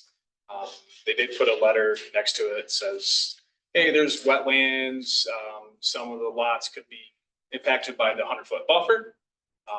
Specifically lot 9, which is like the southeast. So on the east side of Ambrose, it's the southern portion one. There's a process. The maps they have for wetlands anymore are for only informational purposes. So they are recommending that a wetland delineation is being done, so that you know the full impact of that instead of homeowners having to do it. There's some potentials. I mean, that lot's 100 by 200. If you made it 100 by 100, could that be fully without the 100-foot buffer? It could be. There's some things here and there. It doesn't really affect seeker by any means. But if we wanted to keep the lot as it is, most likely if the homeowner wanted to do something, they'd have to probably apply for a permit to mow it or do something else.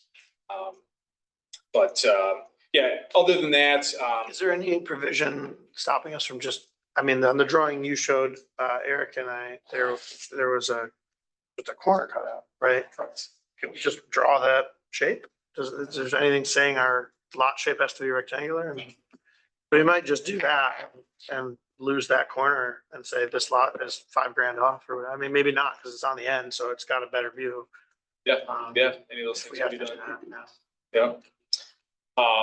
But I prepared parts 2 and 3 of seeker for tonight. Basically, parts 2 answers some questions based on information in part 1. And if everyone agrees, part 3 is basically the negative declaration that there's not a significant environmental impact in the subdivision.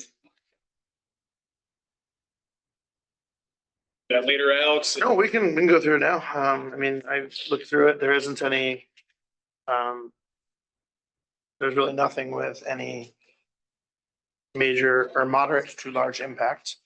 I don't, if anyone has any questions about a particular, section, you're welcome to bring it up and ask Corey about his logic. Otherwise, I think I'm ready to. The only one that we did check, moderate to large impact, is on number 1 on the first page. It's basically bedrock. Obviously with the test pits out there, bedrock is 3 to 4 feet out there. So the answer to that one is yes, it's a large impact, but obviously with bedrock, we just take that excavated bedrock and off-site to a safe spot. So no impact. Yes, have questions? Yeah. You want a minute to look through it a little bit more?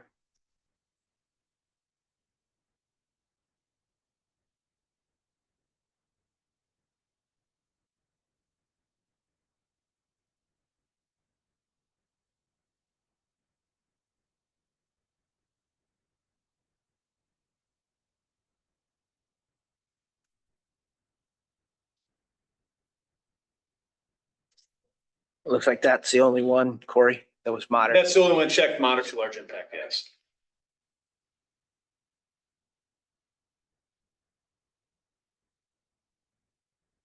Do you need this is a roll call vote for the negative declaration?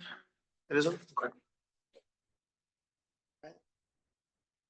I will, if anyone doesn't have any other questions, I will motion to accept part 3 of the seeker as a negative declaration of any significant environmental impact for this subdivision.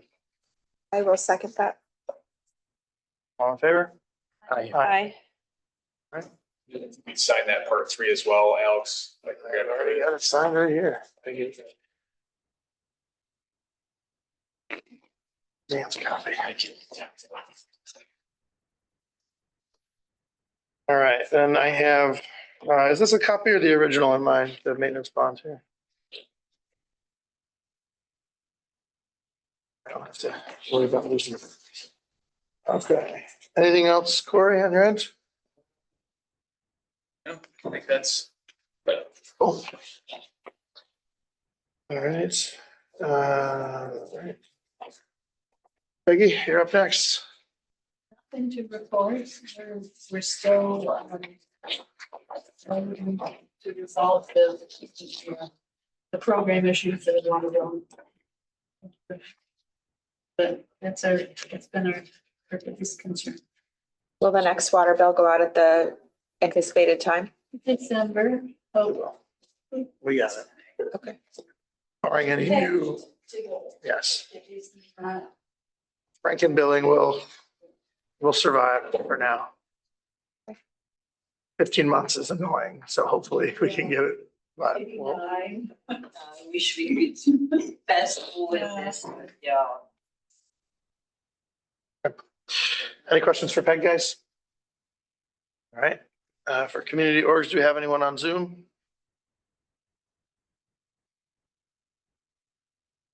There is just John. All right. I did want to mention about Larry Barone passing away with our community orgs with Connie and all of that. I know his calling hours are Thursday evening at church, at the Catholic Church at 6 o'clock, if anybody wants to go. Connie and Larry have both been very involved with the village, so I think somebody should go. Yeah, I know you said. He went very quickly, from what I understand, so. Start again? It's Thursday evening, the 16th at 6 o'clock, and it's at the church, or is it at the rectory? At the church, okay. Thank you. Yeah. Sorry, I know that's not a community org, but they are the community org, so I just want to make sure we said that. 6 to 8. 6 to 8 o'clock, yes. Yep.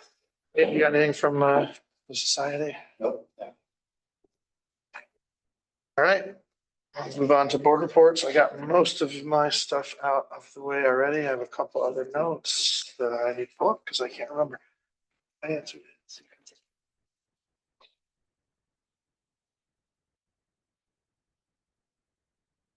As we have our new business.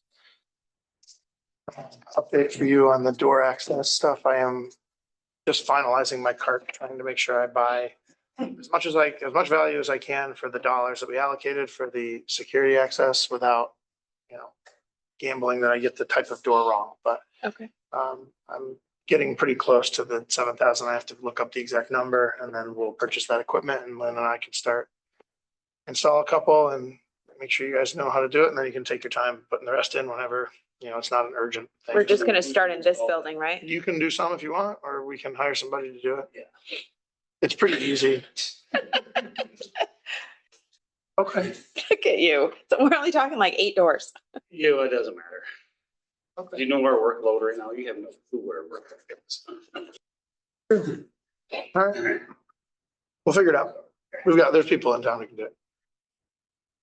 Won't be just me messing with the chisel. All right. What else I got?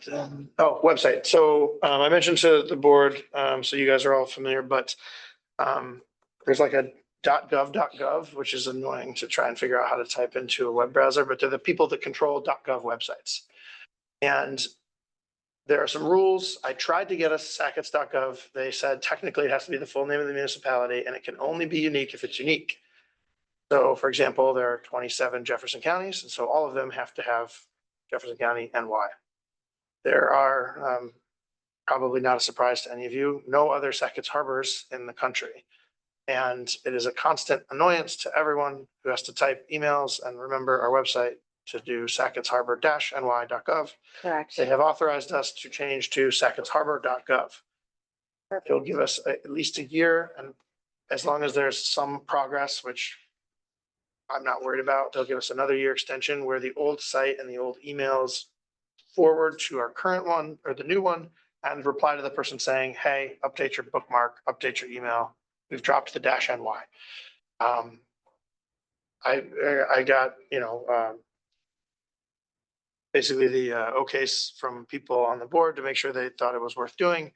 The pros and cons are basically, the pro is it's easier for everyone forever. And the con is it's a little annoying in the transition period if someone gets the address wrong. So I don't necessarily need a vote, but if you guys want to vote on it, we can. But I was just going to tell the .gov people that we're going to accept the new domain, and then I will work on the transition. It's easier, so I always have to look it up and remember where's the ny.gov. and Right, All that right. drives me nuts. So sacketsharbor.gov is so much easier. When will this go into effect, you saying? It'll probably be a couple months because they have to authorize it and then I have to get the stuff in place that does the redirection before we move everything over. Your I'll current work emails with- will still work. It'll Yeah. get like filtered through, but well, For a year or so. yeah, yeah, it'll be forwarded. And when it stops working, it'll bounce and say this didn't work and people will figure, but in the meantime, it will forward and reply saying update your address.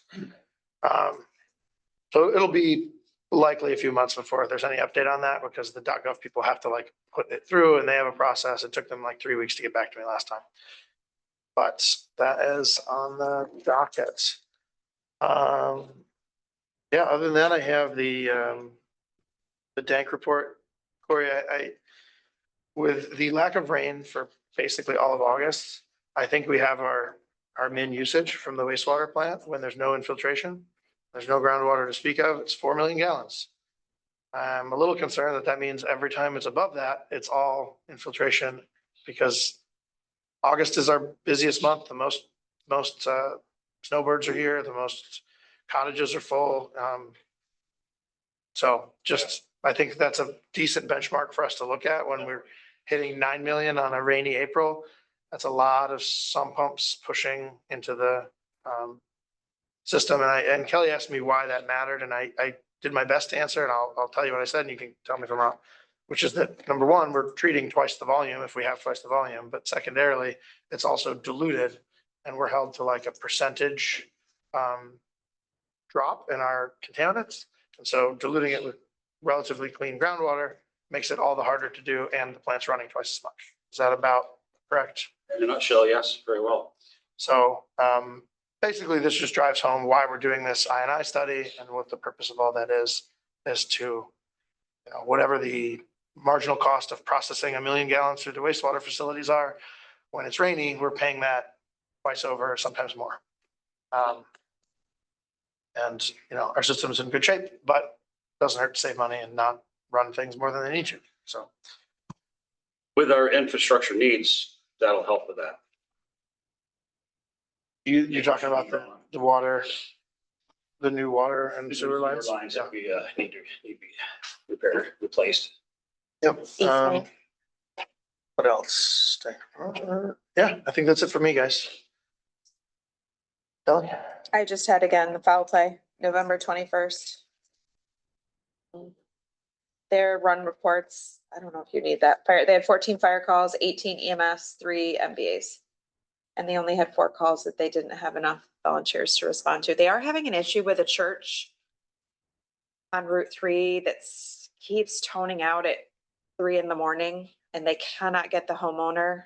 It's something with their alarm system.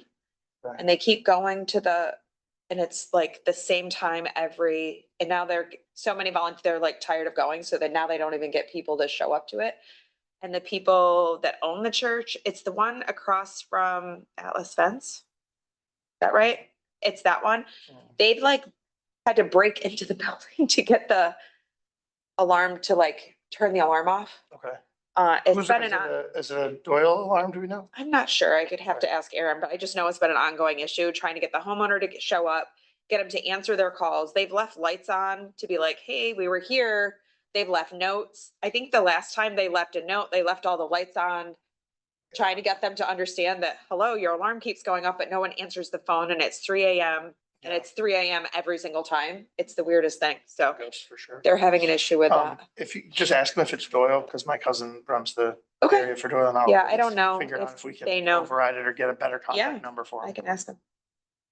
That's all I got. Tell them that's my apology for them going to the hotel the other day for Oh, a Gotcha. steam shower fire alarm at 7 a.m. It's a fun surprise. All right, any questions for Kelly, guys? All right, Greg, Nothing this month. Sarah?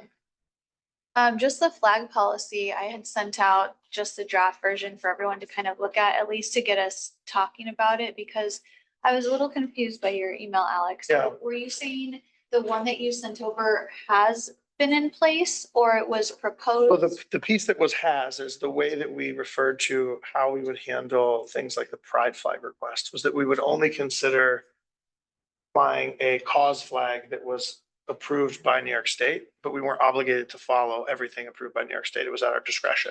So that has already been in place because I thought that was the issue that. That's what when we put the pride flag up 2 years ago, I actually forgot to do it this year and I got reminded like 3 days before the end of June and I was not gonna bother for 2 days, but when we did it 2 years ago, that was what we all talked about was how to handle it going forward. And I don't actually think we your- formalized anything that, in Well, answer no, to your Sarah's- question, I Sarah's don't think motion we did. was to put it up and say that formalize that we would only consider flying things that were New York State was flying officially. But we were not obligated to do it. We would only consider something if somebody brought it to us if Right, it's but already approved by New York. From my understanding, we need like a written policy in place. Is that? Sorry, incorrect? you made a motion about what type of, She didn't make a motion, she non-standard proposed flags. a possibility. and we voted on it and it was agreed to that when we flew the pride flag, we would only fly flags that New York State approved. And we would still I have don't to remember that. approve it on request. But that's not about lowering the flag. That was only about flying a cause flag. So when I reference saying it kind of aligns with that is saying we would only do ones that are approved by the state. But I don't also mind if we want to have discretion there as well. And the draft that I put had the last part was that the intention of us having our own discretion is that whoever's making that decision should be erring on the side of not doing partisan lowerings or not, anything like that should not be considered something that's done because you agree with the party that's being partisan and said it shouldn't be partisan at all. But I didn't know, I sent my a version that I think was like a reasonable draft. I expected us to go back and forth a little bit more before we decide on something final. I'm happy to discuss the merits of one way or the other now. But I didn't think we were at a place where we had something that the group was prepared to vote on. I agree. No, I just was confused because the way I read your email was that we already had something in place and I thought that was what we needed to do. because No, it's coming yeah, that's my mistake for Yes. phrasing it. I would agree. We do need something in writing so that there's no ambiguity, right? That we Yeah. understand what the policy is. Yeah. But I do think it would take more than us sitting here to decide what agree. it is. I I think it can propose get, that we we can get do in the weeds and I don't want to do that. Yeah. Send a track change Word document. And everybody can kind of. I think go that's with it. probably the best way to go. And I think he was trying to do that with what he replied with some of his suggestions, but maybe if you Yeah, sent I it to called us. out the changes, but Maybe it if was you, rewritten enough that track change wouldn't have worked. Right. I So I wonder, could say. only if we've done it before in like a Google Doc or something Yeah. that we can all get into and make it says who changed suggestions what, and you can add notes. as for to why. additions or whatever. Maybe if we tried that and then we can do that. It might take us a little bit to do, but I feel like that would be a better use of the No, word. I agree. I just think Yeah, it. we do need to do something. needs to be done. Yep. So whatever mechanism, I have problems getting into our Google Docs. At times it doesn't allow me to, because it's Okay. like. personal email, even. Oh, though yeah, it's Oh. very annoying because So- every time you open a new tab, it switches back to your Yes. default email. Are you able to start that and send it out via? I'll just make it authorized so that any user can see it. Perfect. And then if you email it to like your great aunt and she starts messing with it, that's your fault. But if we're the only ones with the link, I can change it so that it doesn't matter if it's your personal email or not. Okay. That'll make it easier. That way we can hopefully have something in place within the next meeting Okay. or so. So we're gonna just do track changes? Is that? Yeah, the how you wanna do Google it? Doc is fine. All right, I'll set it up and email it over. Thank you. Yep. Nothing else for me. Dean? I have a question.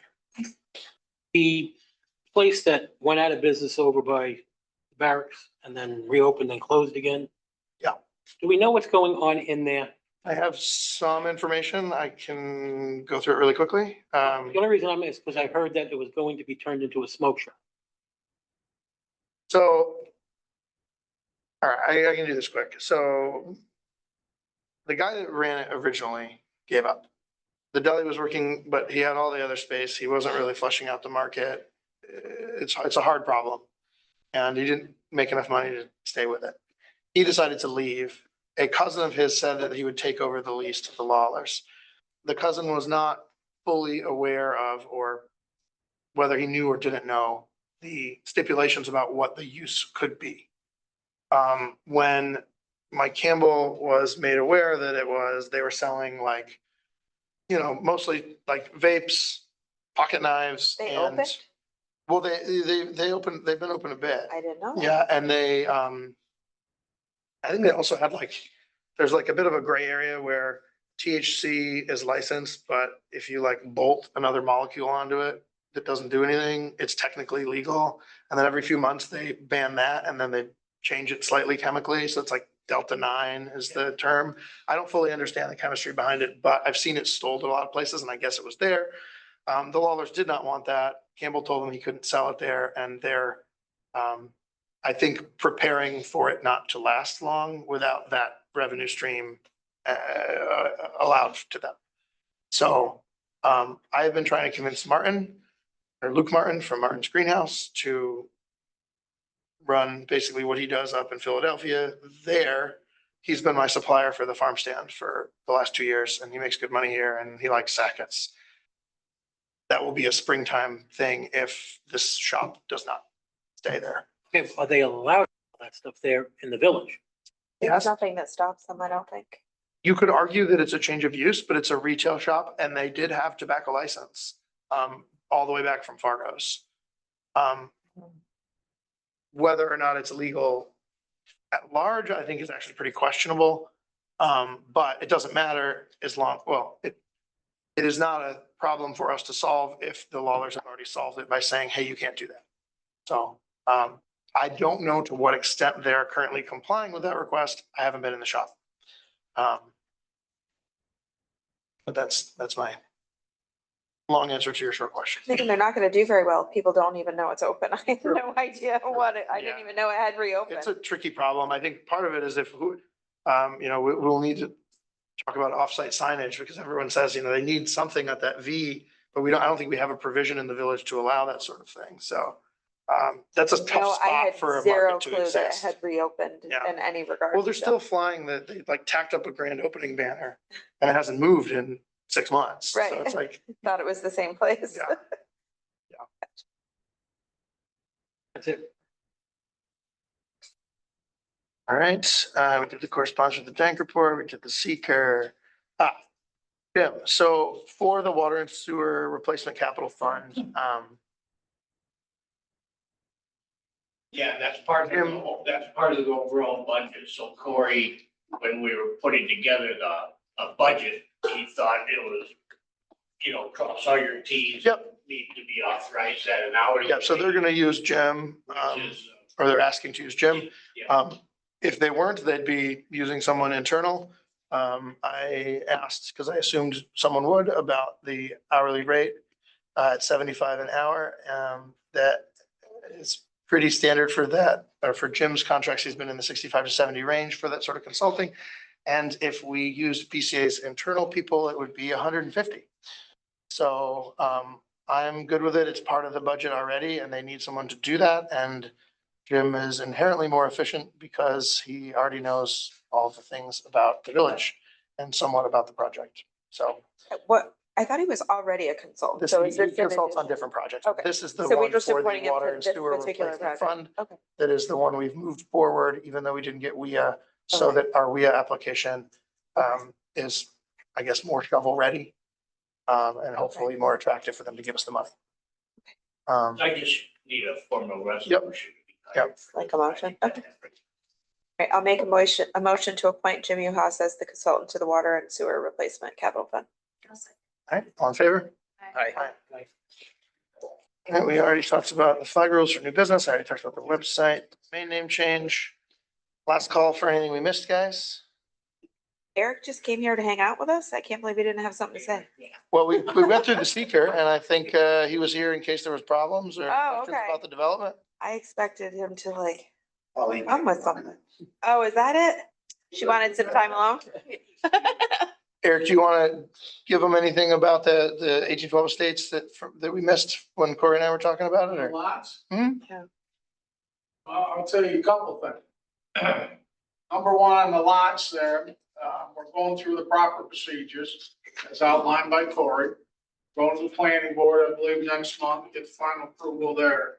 And then, the biggest thing is gonna be the infrastructure, and I think you're working that out. Yep. How that's gonna get done. And then we should be off and running.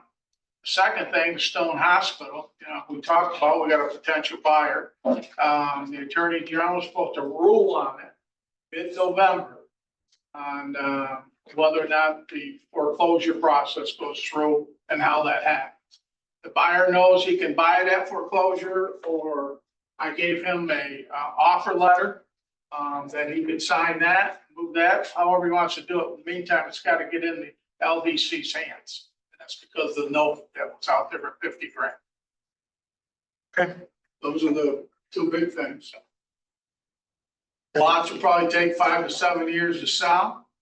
We're gonna put them on the market for about 80,000. Like to give it to a realtor, 5-6%, whichever. We expect the net 75,000 a lot. It'll give us about $1.5 million once they're all sold.